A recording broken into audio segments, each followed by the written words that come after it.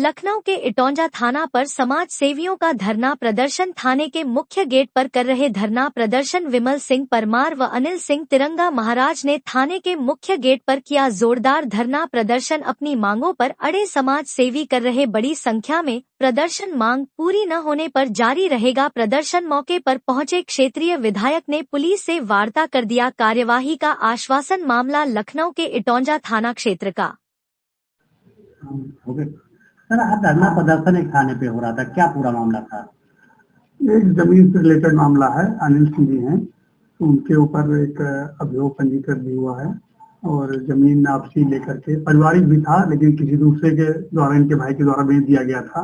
फिर उसमें एक बिरजू अग्रवाल और दीपक गोयल लोगों ने लिया, तो उन्होंने बाउंड्री वगैरह कराया है। तो उसी को लेकर के इनका कुछ कहना था, तो हम लोगों ने बातें सुन ली हैं और उस पर विधिक कार्रवाई की जाएगी। जो भी दोषी होगा उसके खिलाफ सख्त कार्रवाई की जाएगी।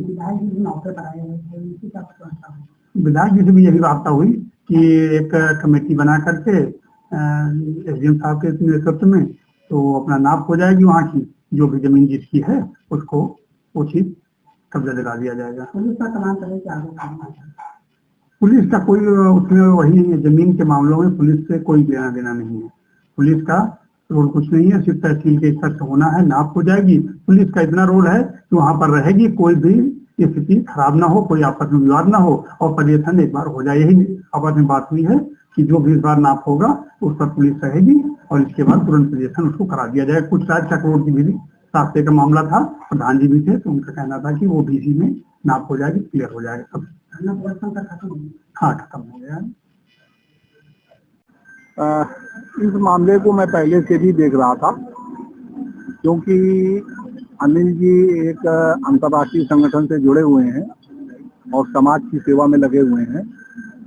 ये इनकी बगैर जानकारी के ही इनकी मेड़ तोड़ दी गई, इनके खिलाफ एक एफआईआर लिखवा दी गई, जबकि जिस जमीन की एफआईआर इनके खिलाफ लिखाई गई है, जो जब तक जो मेरे संज्ञान में है, वो उस जमीन का इनका कोई लेना देना नहीं है। मैं इस संबंध में डीसीपी साहब से मिला था और मैं सीपी से भी मिला था। उन्होंने आश्वासन दिया था कि इसमें जरूर कार्रवाई होगी। एक कमेटी के गठन के लिए कहा गया है कि एसडीएम एक कमेटी गठन करके उस जमीन की जांच कर लेंगे और वो जांच के बाद, चूंकि जमीन से इनका कोई लेना देना नहीं है, एक गलत एफआईआर लिखी गई है, तो एक गलत एफआईआर लिखवाने वाला भी दोषी है, तो उसके खिलाफ भी एफआईआर लिखाई जाए।